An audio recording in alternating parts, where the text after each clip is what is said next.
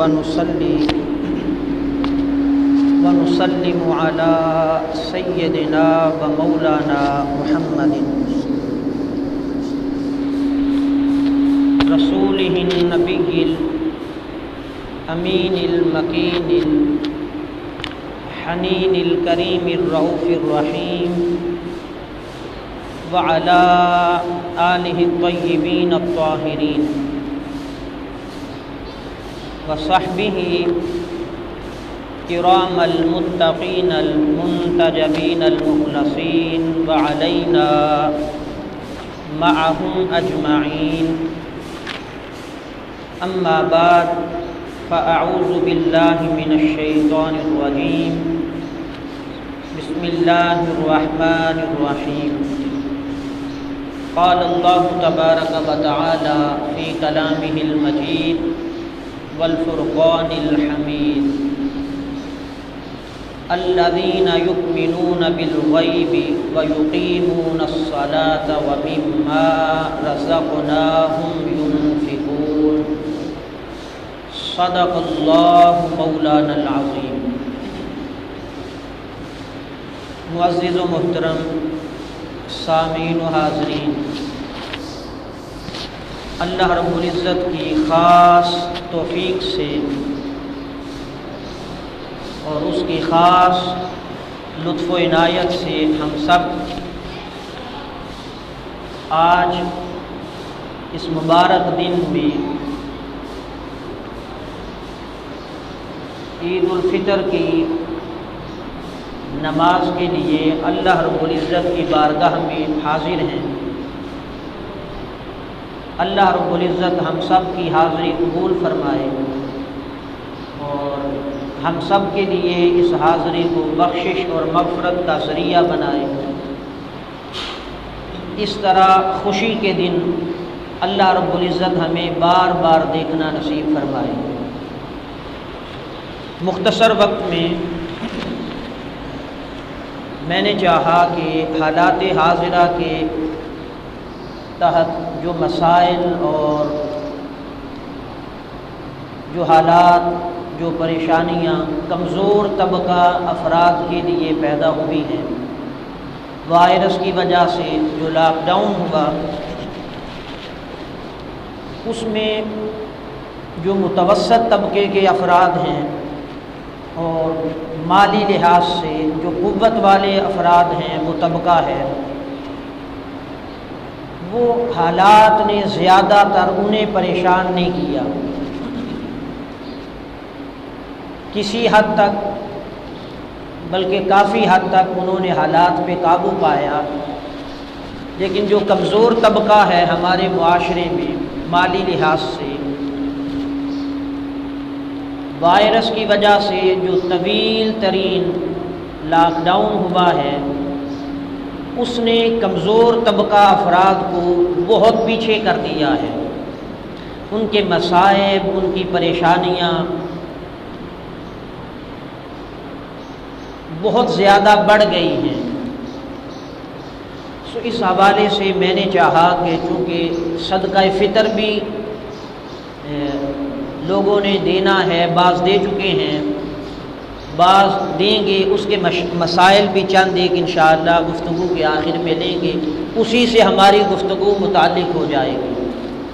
تو اس لیے میں نے چاہا کہ ان حالات میں اللہ کی راہ میں خرچ کرنا، اس کی فضیلت کیا ہے، اور جو خرچ کرتے ہیں اللہ کے لیے، اس کی رضا کے لیے، ان کے ساتھ اللہ رب العزت کی محبت اور اس کی قربت کا حال اور عالم کیا ہے۔ قرآن مجید میں سورہ بقرہ کی ابتدا میں بلا تاخیر ہم گفتگو کا آغاز کریں۔ اللہ رب العزت نے مومنوں کی علامات، ان کی صفات اور ان کی شان کا تذکرہ کرتے ہوئے فرمایا: الذین یؤمنون بالغیب۔ مومنین کی علامات میں سے پہلی علامت یہ ہے کہ وہ غیب پر ایمان لاتے ہیں، یعنی اپنی توحید کا ذکر کیا کہ مجھے مانتے ہیں بن دیکھے، ملائک کو مانتے ہیں، جنت اور دوزخ کو مانتے ہیں، یوم آخرت کو مانتے ہیں، بن دیکھے ایمان لاتے ہیں، غیب پر ایمان لاتے ہیں، پہلی علامت کو بیان کیا۔ پھر فرمایا وَيُقِيمُونَ الصَّلَاةَ، وہ نماز کو قائم کرتے ہیں۔ تیسرے مقام پر مومنوں کی علامت بیان کرتے ہوئے اللہ رب العزت نے فرمایا وَمِمَّا رَزَقْنَاهُمْ يُنْفِقُونَ، جو رزق ہم نے انہیں عطا کیا ہے اس میں سے خرچ کرتے ہیں۔ تو مومن کی علامت اور شان یہ ہے، مومن کی صفت یہ ہے کہ مومن خرچ کرنے والا ہوتا ہے، مومن اللہ کی راہ میں لٹانے والا ہوتا ہے۔ یہ مومنین کی صفات میں سے ہے، ان کی شان میں سے ہے۔ مومن کبھی کنجوس اور بخیل نہیں ہوگا، یہ مومن کی صفت ہی نہیں۔ ایمان جتنا اس کا قوی ہوتا چلا جائے گا، جتنی پختگی آتی چلی جائے گی، اتنی ایمان کی سب صفات، ایمان کی علامات اس میں بڑھتی چلی جائیں گی، وہ درجات آگے بڑھتا چلا جائے گا۔ تو یہ مومنین کی صفات اللہ رب العزت نے بیان کی۔ اب اس میں ایک قابل توجہ بات ہے کہ خرچ کرتے ہوئے اللہ کی راہ میں، اللہ کے نام پر خرچ کرتے ہوئے کہیں کسی مومن کے دل میں خیال نہ آئے کہ میرا مال نہ کم ہو جائے، یا میں نے اتنی محنت سے کمایا تھا، اتنی مشقت سے کمایا تھا، دن رات کی میری محنت ہے، وہ یہ تصور کرے کہ میری محنت ہے، میری کمائی ہے، میرا مال ہے، میں نے چالاکی سے کمایا تھا، ہوشیاری سے کمایا تھا۔ اللہ رب العزت نے ہمیں یہ نکتہ دیا اور یہ پیغام دیا کہ خرچ کرتے ہوئے اپنے دل میں خیال بھی نہ لانا کہ میرا مال تھا میں نے لٹایا ہے، میری محنت تھی میں نے خرچ کی ہے۔ یہ اپنے دل میں، دماغ میں اس خیال کو بھٹکنے بھی نہیں دینا۔ فرمایا وَمِمَّا رَزَقْنَاهُمْ يُنْفِقُونَ، بے شک خرچ تو تم کرتے ہو مگر یہ مال تمہارا نہیں تھا، ہمارا عطا کیا ہوا مال ہے۔ وَمِمَّا رَزَقْنَاهُمْ يُنْفِقُونَ، قرآن مجید میں فرمایا ہمارے عطا کیے ہوئے مال میں سے خرچ کرتے ہیں۔ تو جب یہ مال ہے ہی اللہ کا اور وہ قرآن مجید میں تصور دے رہا ہے کہ ہمارے عطا کیے ہوئے مال سے مومن کی شان ہے ہمارے راہ میں خرچ کرتے ہیں، تو اس پر ہمیں گھبرانا نہیں چاہیے۔ اللہ کے بندوں پر لٹاتے ہوئے، اللہ کی راہ میں خرچ کرتے ہوئے پریشانی کے ساتھ، دل کی گھٹن کے ساتھ، تنگی کے ساتھ، پریشان ہو کر ہمیں خرچ نہیں کرنا چاہیے، بلکہ کھلے دل سے اللہ کی رضا کے لیے، اللہ کی محبت کے لیے، اللہ کا قرب پانے کے لیے اس کے نام پر اس کی راہ میں خرچ کیا جائے۔ اب اس پر اللہ کی راہ میں خرچ کرنا، جیسا کہ قرآن مجید میں اس کو مومن کی صفات میں سے اللہ رب العزت نے بیان کیا ہے، مومن کی علامات میں سے، مومن کی شان میں سے اللہ رب العزت نے بیان کیا کہ خرچ کرنا، لٹانا یہ مومن کی شان ہے، مومن کی صفات میں سے ہے، مومن کی علامت ہے۔ اب اسی طرح میں چند ایک دو مثالیں آپ کے سامنے رکھتا ہوں۔ آقا علیہ الصلوۃ والسلام جو ایمان میں پوری کائنات میں سب سے افضل اور اعلیٰ ہے، تو ظاہر ہے کہ جس کا ایمان جتنا قوی ہوگا صفات ایمان کی اتنی ہی اس کے اندر زیادہ پائی جائیں گی،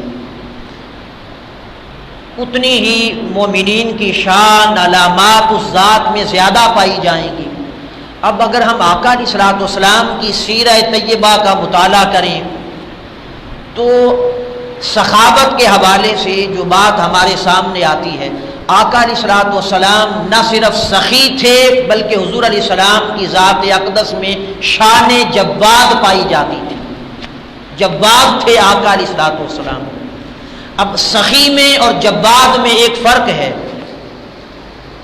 اسی سے آپ کو بات سمجھ آ جائے گی۔ سخی وہ ہوتا ہے جو اپنی ضروریات پوری کر لے، اپنی ضروریات کے لیے رکھ لے، جو زائد ہو اس میں سے خرچ کرتا ہے۔ یہ سخی کی تعریف ہے۔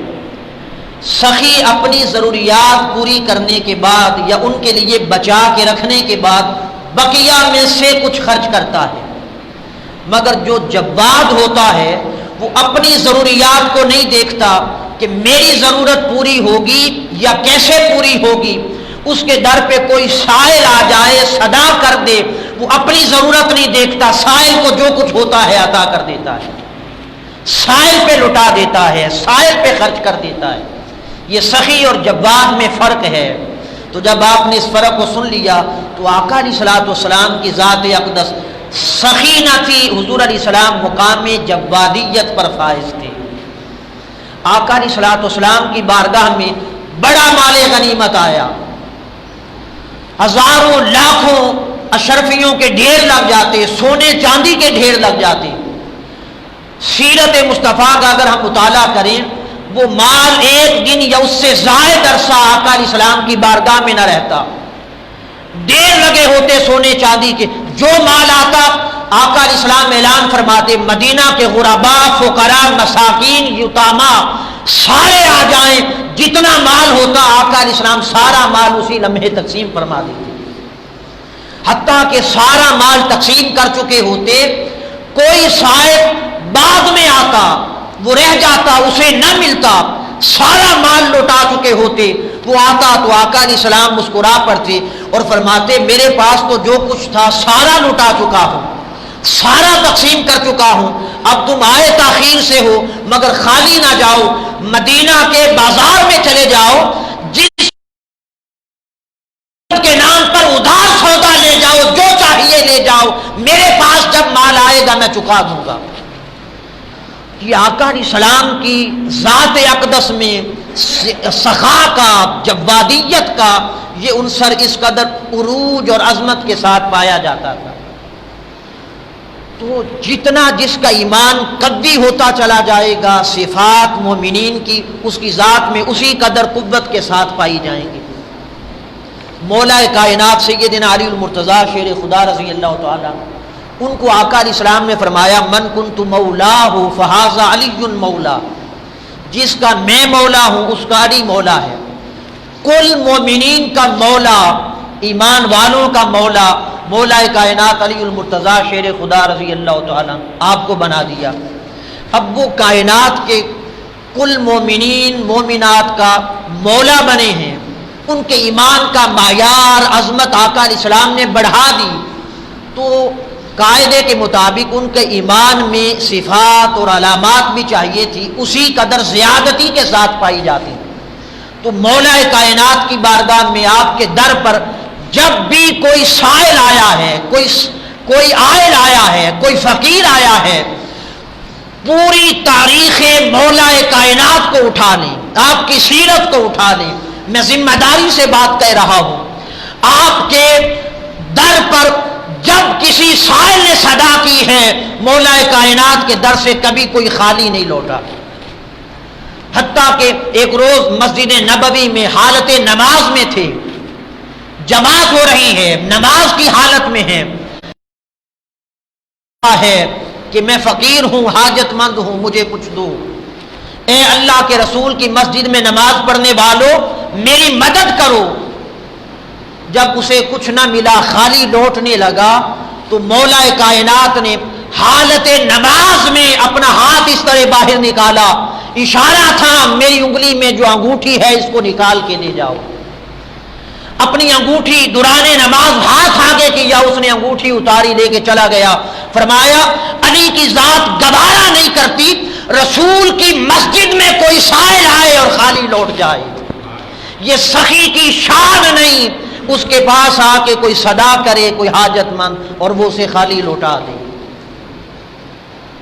تو اسی طرح سیدہ کائنات فاطمہ الزہرا سلام اللہ علیہا، جن کو سیدہ نساء العالمین کا ٹائٹل دیا، سیدہ نساء اہل الجنہ کا ٹائٹل دیا، اور اسی طرح حسنین کریمین جن کو فرمایا سیدہ شباب اہل الجنہ، یہ جنتی نوجوانوں کے سردار ہیں۔ ایمان میں جو جتنا اعلیٰ ہوتا چلا جائے گا صفات مومنین کی اس کی ذات میں اتنی قوت کے ساتھ پائی جائیں گی۔ اسی طرح میں ایک موٹی سی مثال بڑی تیزی کے ساتھ آپ کے سامنے رکھ دوں، معروف ہے، آپ نے بارہا مرتبہ سنی ہے، سورہ دہر میں اس کا تذکرہ آتا ہے۔ حسنین کریمین شہزادے بیمار ہوئے تو سیدہ کائنات نے منت مانی، اللہ پاک انہیں شفا یابی عطا کرے، ہم 3 دن منت کے روزے رکھیں گے۔ اللہ رب العزت نے شفا یابی عطا فرمائی، شہزادے شفا یاب ہو گئے، صحت یاب ہو گئے۔ منت کے 3 روزے رکھنے تھے، اب شروع کیے۔ سیدہ کائنات نے روزہ رکھا، مولا کائنات نے روزہ رکھا، آپ کے دونوں شہزادوں نے روزے رکھے، اور 5ویں آپ کی خادمہ سیدہ فضہ سلام اللہ علیہا آپ نے روزہ رکھا، 5 افراد نے روزہ رکھا۔ اب افطاری کا وقت آیا تو جو کچھ تھا افطاری میں کھانے کو دسترخوان لگا، جو کچھ تھا سارے 5 افراد بیٹھ گئے افطار کے لیے۔ عین وقت افطار پر دروازے پہ دستک ہوئی، پوچھا کون؟ آواز دی کہ میں مسکین آیا ہوں، حاجت مند ہوں، اے نبی کے اہل بیت والوں مجھے کچھ دو۔ اب دسترخوان پہ جو کچھ تھا سارا اٹھا کر مولا کائنات نے اس مسکین کو دے دیا، سائل کو دے دیا، خود پانی سے روزہ افطار کر دیا۔ اگلا دن آیا، دوسرے دن روزہ رکھا، دسترخوان پہ بیٹھے، عین وقت افطار پر پھر دروازے پہ دستک ہوئی، پوچھا کون؟ اس نے کہا میں یتیم آیا ہوں، حاجت مند ہوں، اللہ کے نام پر مجھے کچھ دو۔ جو کچھ دسترخوان پہ رکھا تھا افطاری کے لیے سارا اٹھایا، اٹھا کے اس یتیم کو دے دیا، خود پانی کے ساتھ روزہ افطار کر دیا۔ تیسرا دن پھر روزہ رکھا، عین وقت افطار تھا، دسترخوان سجا ہے، پھر دروازے پہ دستک ہوئی، پوچھا کون؟ اس نے کہا میں قیدی آیا ہوں، اے نبی کے گھر والوں اللہ کے نام پہ مجھے کچھ دو۔ جو کچھ تھا دسترخوان پہ سارا اٹھایا، اٹھا کے قیدی کو دے دیا، خود پانی سے روزہ افطار کر دیا۔ اب 3 دن گزر گئے، روزہ رکھا، تینوں دن وقت افطار پہ دستک ہوتی، یتیم آیا، مسکین آیا، قیدی آیا، اٹھا کے سارا کچھ دے دیا۔ یہ جو فرق میں نے آپ کو ابتدا میں بتایا سخی اور جواد میں، یہ وہی فرق پایا جا رہا ہے۔ خود اپنا روزہ ہے، چھوٹے چھوٹے معصوم شہزادے ہیں، سارا کھانا اٹھا کے آنے والے حاجت مند سائل کو دیتے ہیں، خود پانی سے افطار کرتے ہیں۔ جب 3 دن افطار پانی سے کیا، شہزادے کمزور ہو گئے، چھوٹے معصوم بچے تھے، پانی سے روزہ، سارا دن بھوک پیاس برداشت کی، روزہ پانی سے افطار کیا، اگلے دن پھر روزہ رکھا، پھر پانی سے افطار کیا، اگلے دن پھر روزہ رکھا۔ تو معصوم شہزادے تھے، بیمار ہو گئے، آقا علیہ السلام کی بارگاہ میں تشریف لے گئے، حضور علیہ السلام نے دیکھا تو پوچھا بیٹی فاطمہ میرے شہزادے کمزور کیوں ہو گئے ہیں؟ وہ ابھی واقعہ انہوں نے بتایا نہیں، جبرائیل امین سورہ دہر کی آیات لے کر نازل ہو گئے۔ یہ طویل آیات ہیں، واقعہ سورہ دہر، اس کی کثرت کے ساتھ آیات نازل ہوئی، مگر میں اس کا ایک حصہ دے رہا ہوں۔ انعام اللہ رب العزت نے کیا عطا فرمایا، سخی کو انعام ملتا ہے، جواد کو انعام ملتا ہے، اللہ کی راہ میں خرچ کرنے والے کو اللہ کی طرف سے انعام ملتا ہے۔ مختلف صورتیں ہیں انعام کی۔ اس صورت میں اللہ رب العزت نے فرمایا وَيُطْعِمُونَ الطَّعَامَ عَلَى حُبِّهِ مِسْكِينًا وَيَتِيمًا وَأَسِيرًا، جو کھانا کھلاتے ہیں کبھی مسکین کو، کبھی یتیم کو، کبھی قیدی کو، یہ تذکرہ کر کے فرمایا انما نطعمکم لوجہ اللہ، وہ فقط ہمارے مکھڑے کے لیے کھانا کھلاتے ہیں، ہماری رضا کے لیے کھانا کھلاتے ہیں، ہماری محبت کے لیے کھانا کھلاتے ہیں، انہیں کسی قسم کا شکریہ سننے کی ضرورت نہیں، کسی قسم کے نام بنانے کی ضرورت نہیں، کسی قسم کی شہرت کی ضرورت نہیں، ہمارے نام پر، ہماری محبت کی خاطر، ہماری قربت کی خاطر وہ خرچ کرتے ہیں، لٹاتے ہیں، کھانا کھلاتے ہیں۔ اللہ رب العزت نے ان کا انعام بیان کرتے ہوئے فرمایا کہ ہم انہیں جنت کی بشارت دیتے ہیں جو انہوں نے ہمارے نام پر 3 دن کھانا کھلایا ہے۔ اب آپ اندازہ کریں، قرآن مجید میں اللہ رب العزت نے 3 دن کی روٹیوں کی جزا، 3 دن کے کھانے کی جزا ان کی اخلاص کے مطابق، ان کی نیت کے مطابق اللہ رب العزت نے جنت میں، قرآن میں جنت کی ضمانت کے ساتھ دی ہے۔ اب قرآن مجید نے جن کو جنت کی ضمانت دے دی ہو ان کی عظمت اور شان کا حال کیا ہے؟ تو اللہ کے نام پر خرچ کرنا اور صدق کے ساتھ، اخلاص کے ساتھ، نیت کے ساتھ، ہر قسم کے لالچ سے پاک ہو کر اللہ کی راہ میں خرچ کرنا، اس سے اللہ کا بڑا قرب نصیب ہوتا ہے۔ آقا علیہ السلام نے فرمایا سخی اللہ کا دوست ہوتا ہے، چاہے گناہگار ہی کیوں نہ ہو، چاہے فاسق ہی کیوں نہ ہو۔ حدیث ہے صحیح مسلم میں، آقا علیہ السلام نے فرمایا ہو سخی، اللہ پاک اسے اپنی دوستی کے قابل بنا لیتا ہے۔ اس سے آگے کیا بات رہ جاتی ہے؟ اسی طرح ایک واقعہ بات کو مزید آسان کرنے کے لیے،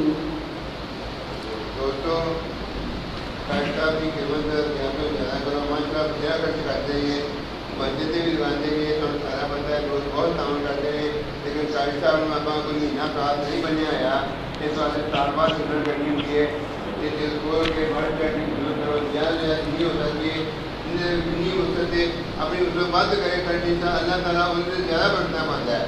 یہ اللہ کا کام ہے، اللہ رستے دوست اس طرح کاٹ سکتا ہے کہ اللہ تعالیٰ دوست بنا ہے سکین خرچ کرنے والوں نے اس طرح سارے دوست میرے بڑا تاریخ صاحب کی بات سوال خدمت کرو کہ خدمت بھی صدقہ جاریہ ہے۔ بہت مہربانی۔ حضرت شقیق بلخی رضی اللہ تعالیٰ عنہ اکابر اولیاء اللہ میں سے ہیں، انہوں نے ارادہ کیا حج کا اور اعلان کر دیا اس سال میں حج پہ جاؤں گا۔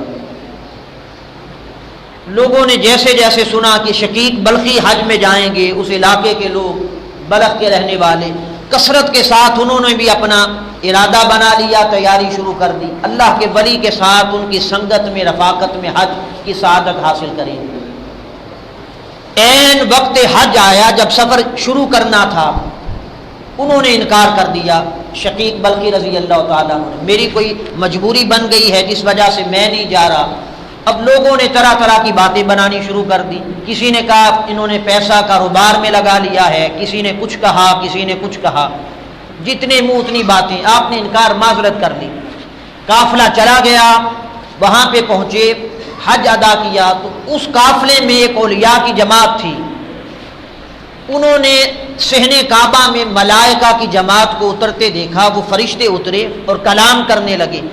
ایک فرشتے نے پوچھا کہ اس سال کتنے لوگوں کا حج اللہ پاک نے قبول کیا ہے اور کتنوں کا رد کیا ہے؟ دوسرے فرشتے نے جواب دیا کہ اس سال اللہ رب العزت نے شقیق بلخی کے حج کے صدقے تمام حاجیوں کا حج قبول کر دیا ہے۔ اب وہ اولیاء کی جماعت، ان کے رونگٹے کھڑے ہو گئے، پریشان ہو گئے۔ انہوں نے کہا شقیق بلخی تو حج کے لیے آئے ہی نہیں، تو انہوں نے نہ آئے نہ حج کیا، تو ان کے حج کے صدقے سے سب کا حج قبول کیسے ہو گیا؟ وہ پریشان ہو گئے، وہ آپس میں باتیں کرنے لگے کہ شاید وہ پیچھے سے چھپ چھپا کے آ گئے ہوں۔ ان کو اب شقیق بلخی کی فکر لگ گئی۔ جیسے ہی حج مکمل ہوا وہ واپس گئے، سیدھا شقیق بلخی کے دروازے پہ جا پہنچے، دیکھا تو شقیق بلخی اپنے گھر میں تھے۔ انہوں نے پوچھا، اصرار کیا کہ ہمیں بتائیں ماجرا کیا ہے، آپ حج کے لیے گئے بھی نہیں، آپ کے حج کے صدقے اللہ پاک نے سب کا حج قبول کیسے کیا؟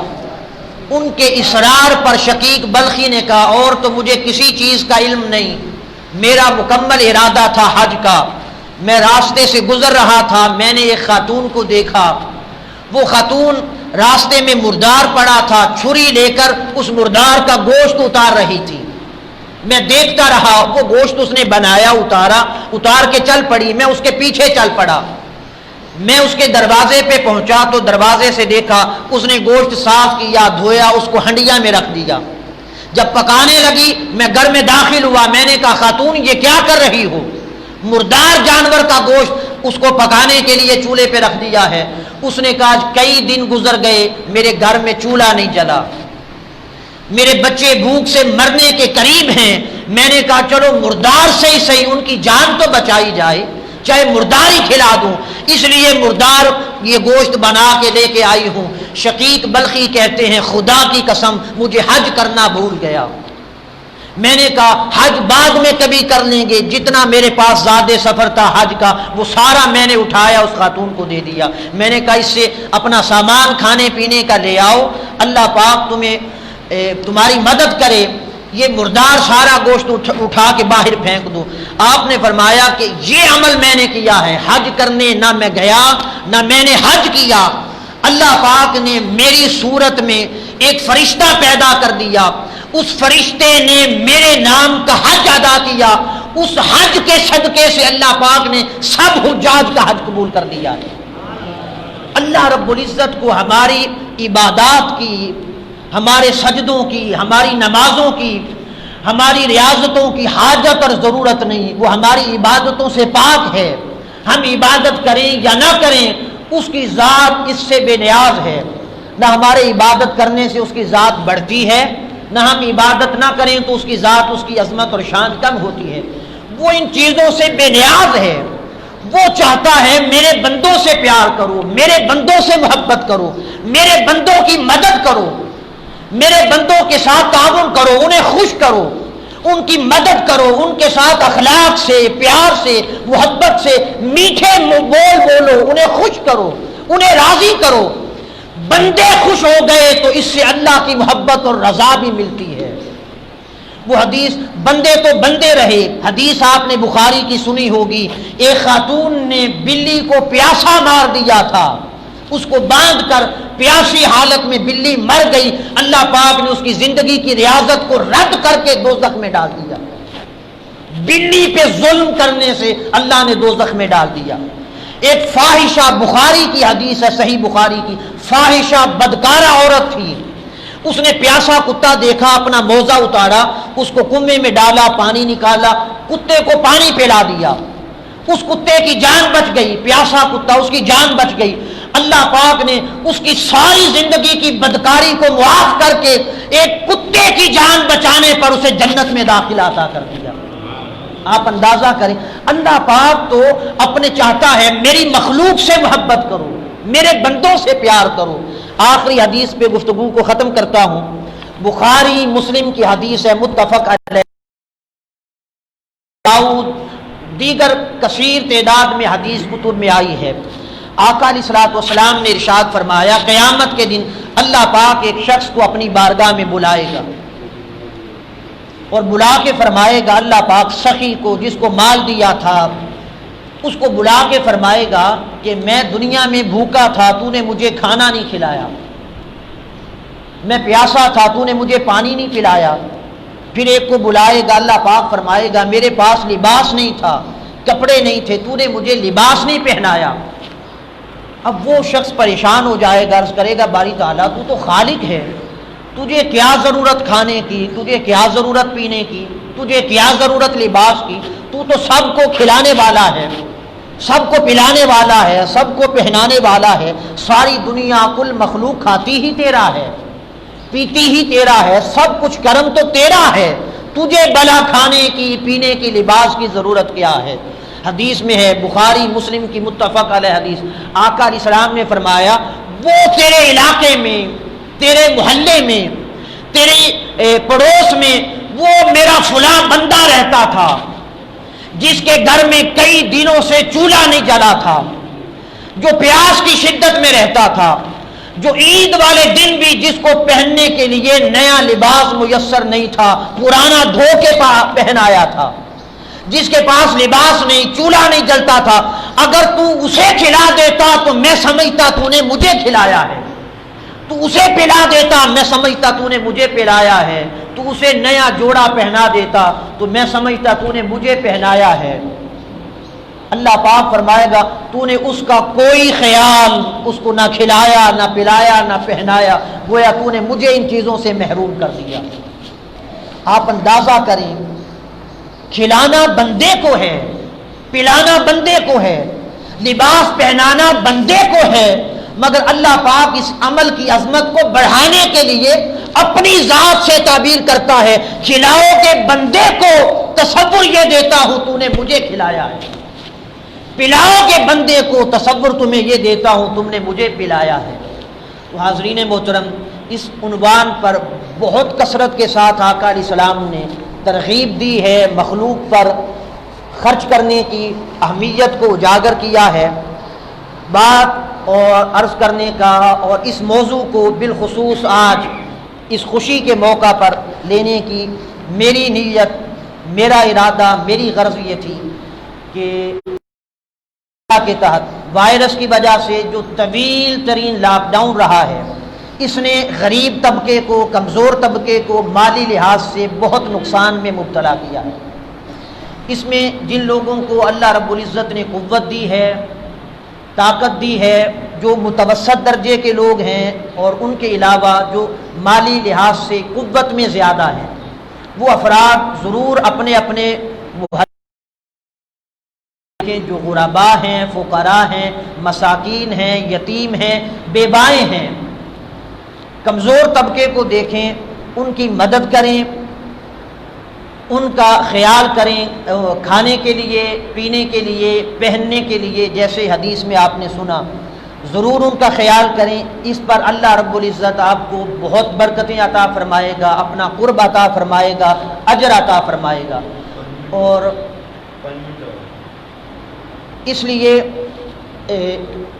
ان پر خرچ کریں، ان کا خیال کریں، جیسے حدیث میں قرآن مجید میں آپ نے سنا، یہ مومن کی شان ہے، مومن کی علامات ہیں، مومن کی صفات ہے، اس کی راہ میں خرچ کرنا۔ اور اللہ رب العزت تصور یہ دیتا ہے وَمِمَّا رَزَقْنَاهُمْ يُنْفِقُونَ، جو خرچ کرو گے یہ تمہارا نہیں، ہمارا دیا ہوا مال ہے، ہمارا دیا ہوا رزق ہے۔ اللہ پاک چاہے تو تم ساری زندگی، وہ تصور دیتا ہے کماتے رہو کماتے رہو، میں چاہوں تو ایک سیکنڈ میں تمہارا سارا مال تباہ ہو جائے، ہلاک ہو جائے، اور اگر وہ چاہے تو ہم ساری زندگی کماتے رہیں، بناتے رہیں۔ اللہ پاک چاہے تو ایک منٹ میں نہ مال رہے، نہ مال کھانے والا رہے، نہ بنانے کمانے والا رہے۔ تو اس لیے غرباء کا خیال کریں۔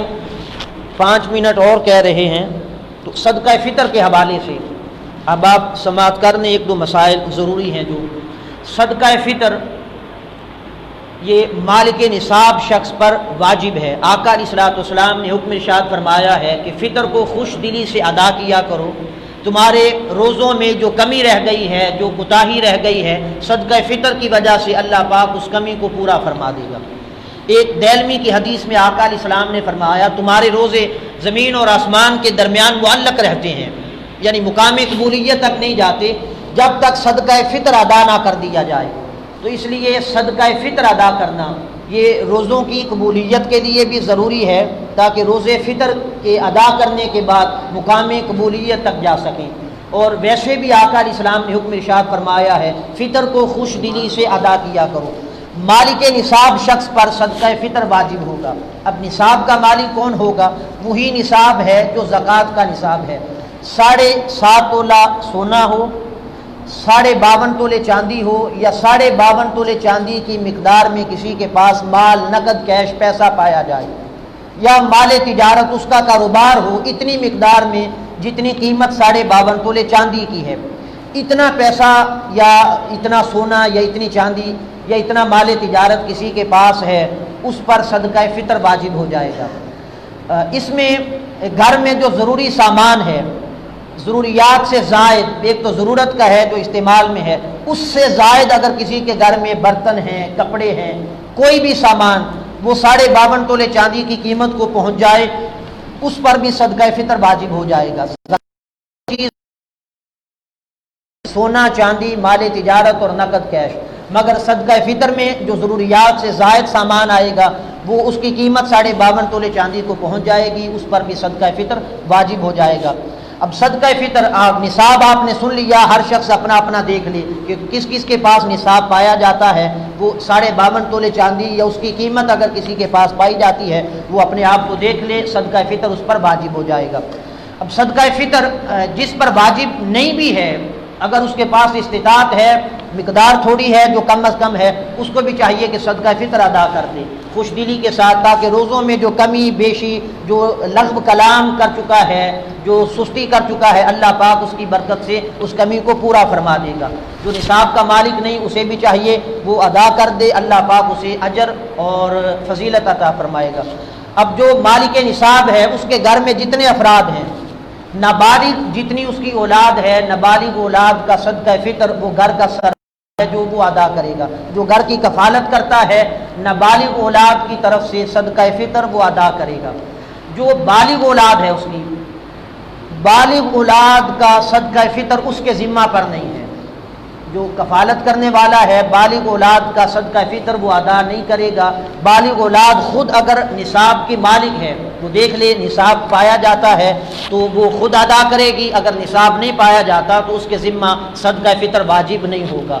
वो वैसे चाहे सरबराह कफालत करने वाला बालिग नाबालिग की तरफ से अदा करेगा, बालिग की से इजाज़त लेकर उसकी इजाज़त से अदा करे तो मुस्तहब है, अच्छी बात है। इस पे अल्लाह रब्बुल इज़्ज़त की बारगाह से अजर व सवाब का हकदार बनेगा। नाबालिग औलाद की तरफ से सरबराह कफालत करने वाला फितर अदा करेगा। बालिग औलाद की तरफ से ज़ौजा की तरफ से उस पर सदका फितर वाजिब नहीं होगा। उसकी बीवी है, बालिग औलाद है, वो निसाब की अगर खुद मालिक होंगे बालिग औलाद उसकी ज़ौजा वो सदका फितर खुद अदा करेंगे। अगर बालिग नहीं है, निसाब के मालिक नहीं बालिग औलाद, उन पर सदका फितर वाजिब नहीं होगा।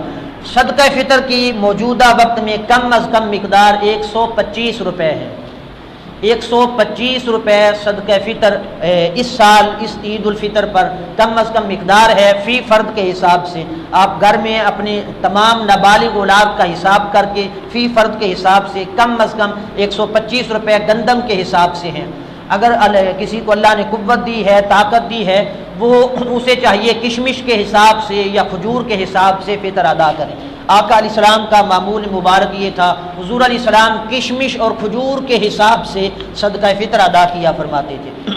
तो इसलिए अगर कोई गंदम के हिसाब से भी देना चाहे, ज़्यादती के साथ देना चाहे, वो 125 की बजाय 150, 200 जितनी ज़्यादती के साथ अदा करना चाहे अदा कर सकता है। इस पर अल्लाह पाक की बारगाह से रहमत और फजीलत और अजर व सवाब की ज़्यादती का हकदार बनेगा।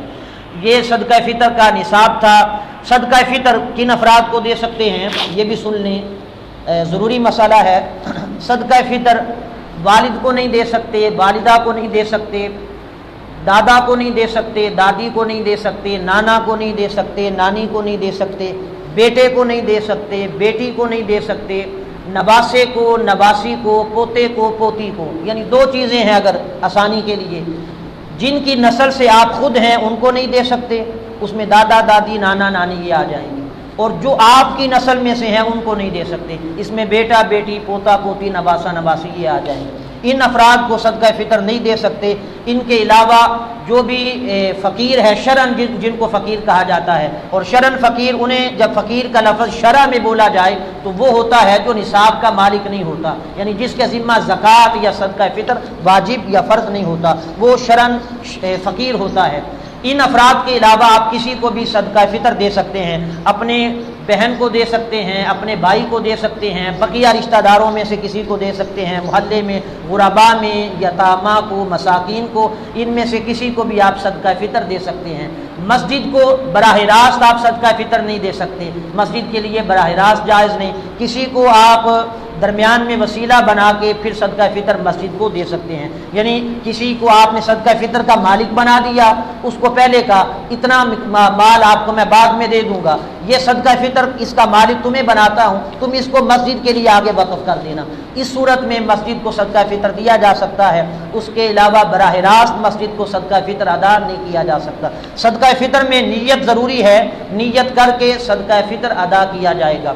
एक और चीज़, सदका फितर में अगर आपने अपने मतलब आपका भाई कमज़ोर है, उसके माली हालात कमज़ोर हैं, आप चाहते हैं अपने भाई को सदका फितर दूँ, मगर वो लेने से इनकार करेगा। फितर अगर आप कहेंगे ये सदका फितर है, वो कहीं उसकी इज़्ज़त नफ्स मजरूह होती है, लेने में हिचकिचाता है, परेशानी महसूस करता है, घुटन महसूस करता है, आप उसको वैसे गिफ्ट के तौर पे दे सकते हैं। यानी दिल में नीयत और इरादा होगा कि सदका फितर अदा कर रहा हूँ, उसको आप कह देंगे मेरी तरफ से तोहफ़ा है, इसको कबूल कर लें। इस सूरत में आप किसी को भी, ताकि उसकी इज़्ज़त नफ्स मजरूह ना हो, वो लेने में परेशानी तंगी घुटन महसूस ना करे, इस सूरत में आप सदका फितर दे सकते हैं। इस माल के अलावा आपने कोई और चीज़ मसलन कोई तोहफ़ा देना है, या उसके पास आप देखते हैं फ़लाँ रिश्तेदार को फ़लाँ चीज़ की ज़रूरत है बड़ी अहम, اس کو پریشانی ہے فلاں چیز نہیں، یا اس کی فلاں چیز کاروبار میں یا فلاں چیز میں خراب ہے، گھر میں موٹر خراب ہے، اس کے پاس فریج نہیں، استری نہیں، ان چیزوں میں سے آپ صدقہ فطر میں سے ان چیزوں میں سے کوئی چیز لے کے دل میں صدقہ فطر کی نیت ہو، اس کے تحفے کے طور پہ کوئی بھی چیز خرید کے دے سکتے ہیں۔ یہ چند ایک ضروری مسائل تھے، اس کے علاوہ کسی کو فطر کے حوالے سے کوئی مسئلہ درپیش ہو وہ پوچھ سکتا ہے۔ اللہ تعالی ہم سب کو اپنی رضا کے لیے، اپنی محبت کے لیے غریب، غرباء، یتامہ، مساکین، فقراء ان پر خرچ کرنے کی، کمزور طبقے پر بالخصوص ان ایام میں اللہ پاک ان کی مدد کرنے کی ہم سب کو توفیق اور سعادت عطا فرمائے۔ وما توفیقہ الا باللہ۔